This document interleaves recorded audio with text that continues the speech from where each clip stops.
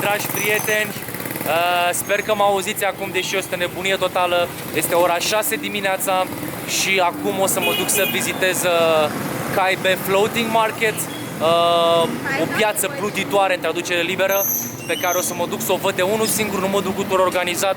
Până acolo trebuie, de fapt eu am venit de acolo, de pe acea insulă care se numește, din orășel care se numește Vinlong. Am venit până aici, care se numește An Binh. Iar de aici o să iau un motoscooter până la piață, iar acolo va trebui să închiriem o bărcuță privată cu care să mergem să vizităm piața. Ok.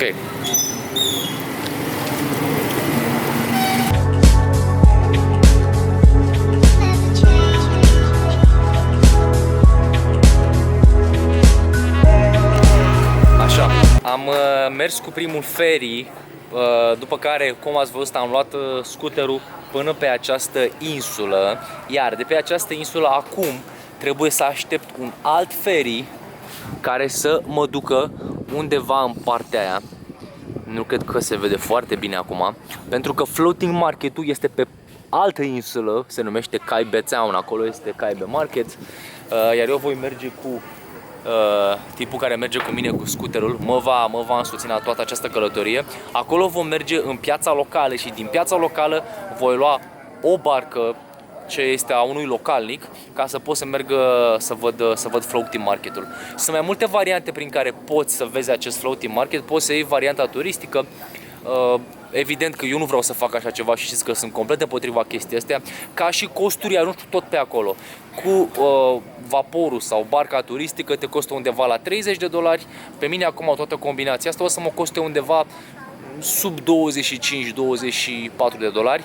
Doar că dacă mergi cu barca turistică, o iei pur și simplu de acolo din Vinlong, te duce până în floating market, te plimbi în floating market, după care te întoarci înapoi de unde ești. Eu trebuie să iau 1, 2, 3, 4 mijloace de transport, și anume ferry-ul, după care scooterul, după care încă un ferry, după care merg mai departe cu scooterul, după care barca cu care să fac turul floating marketului, după care să mă întorc cu ferry-ul, scooterul și încă o dată ferry-ul. Deci este puțin mai complicat, dar e mai interesant și mai frumos așa.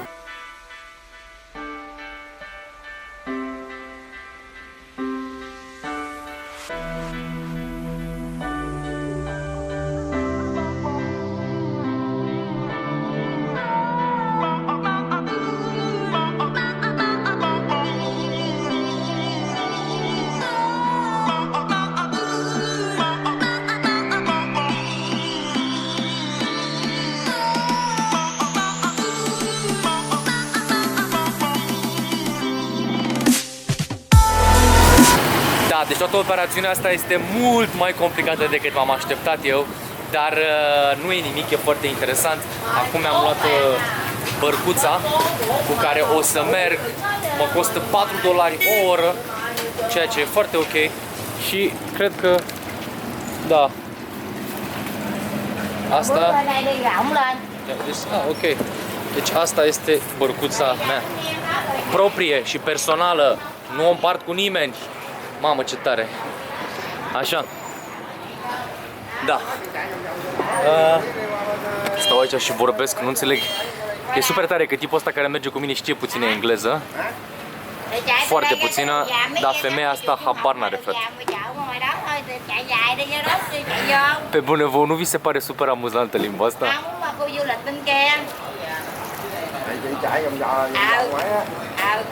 Chạy vòng vòng rồi từ từ cho ông đi đó. Hello. Yes. Yes. Ok, yeah. Frate, au plecat și m-au lăsat pe barcă aici, ești nebun? Deci mi-am cumpărat și o iahtă, ați înțeles? Nu înțeleg ce vrea să zică. Pentru că l-am întrebat pe tipul ăsta dacă vrea să-i dau banii acum. Mi-a zis că nu vrea banii acum. După care am întrebat pe femeia asta dacă să-i dau banii acum. N-am înțeles. Și după ce le-am zis să le dau banii, s-au supărat amândoi și au plecat. Sau bine, nu știu exact ce vor să facă acum. Dar floating market-ul ar trebui să fie undeva în partea aia, din câte am înțeles.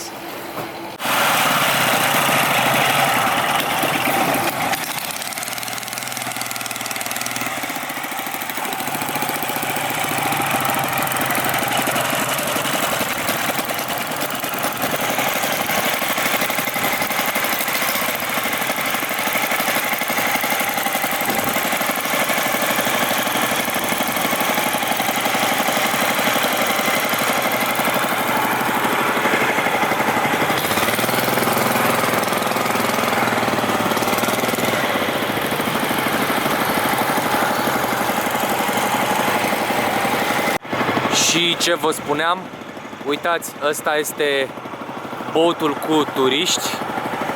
Nu se vede foarte bine din cauza, cred că din cauza luminii.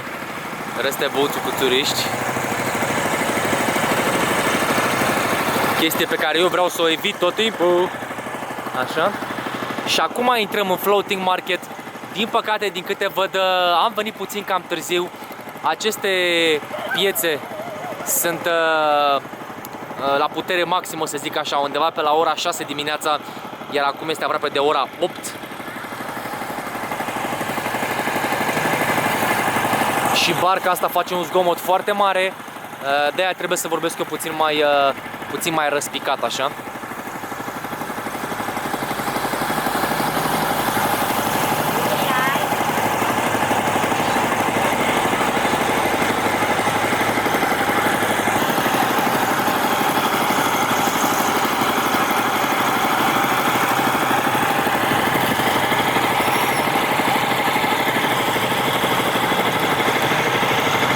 Boat turistic, acum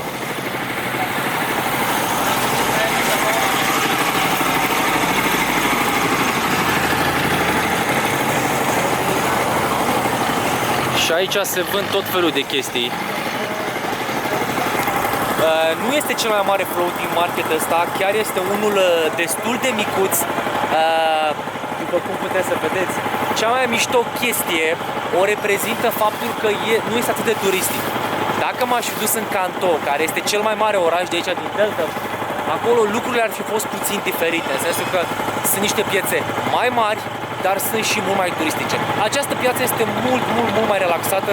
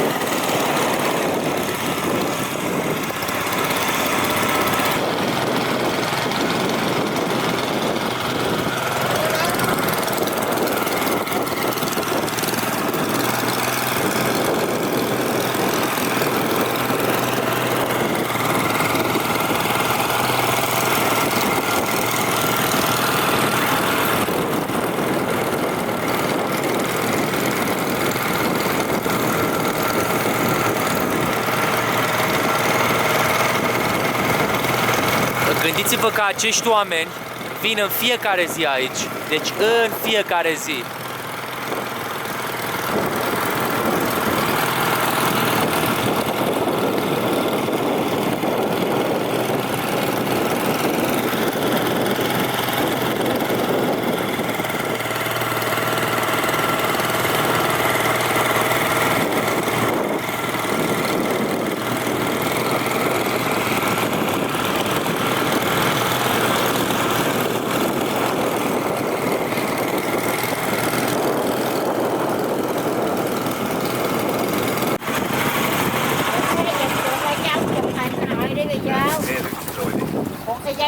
không đại. Ok.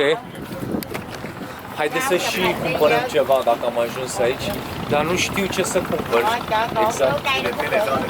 Ce să luăm exact. Ia, ce vă face pe ochi? Kai me kõik, mis vaja on.